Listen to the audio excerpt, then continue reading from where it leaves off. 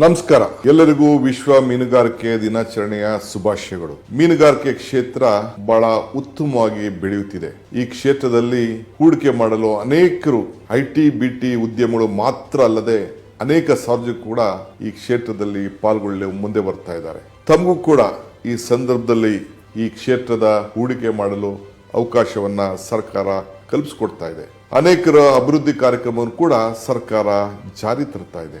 ಕರಾವಳಿಯಲ್ಲಿ ರಫ್ತು ಮತ್ತು ಮೀನು ಮೌಲ್ಯ ವರ್ಧನೆಗೆ ಉತ್ತೇಜಿಸಲು ಅಕ್ವಾ ಪಾರ್ಕ್ಗಳನ್ನ ಸ್ಥಾಪನೆಗಳನ್ನ ಮಾಡಿದೆ.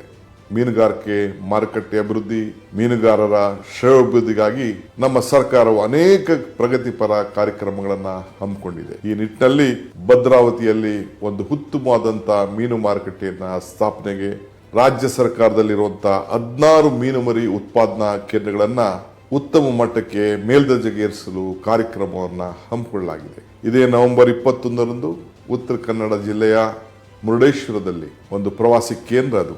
ಆ ಜಾಗದಲ್ಲಿ ಸರ್ಕಾರದ ವತಿಯಿಂದ ವಿಶ್ವ ಮೀನುಗಾರಿಕೆ ದಿನಾಚರಣೆಯನ್ನ 3 ದಿನಗಳ ಕಾಲ ಆಚರಣೆಯನ್ನ ನಾವು ಮಾಡ್ತಾ ಇದ್ದೇವೆ. ಆದ್ರಿಂದ ತಾವೆಲ್ಲರೂ ಈ ದಿನಾಚರಣೆಯನ್ನ ಭಾಗವಹಿಸಿ ಕಾರ್ಯಕ್ರಮವನ್ನು ಯಶಸ್ವಿಗೊಳಿಸಬೇಕೆಂದು ಪ್ರಾರ್ಥಿಸುತ್ತೇನೆ. ಧನ್ಯವಾದಗಳು. ನಮಸ್ಕಾರ.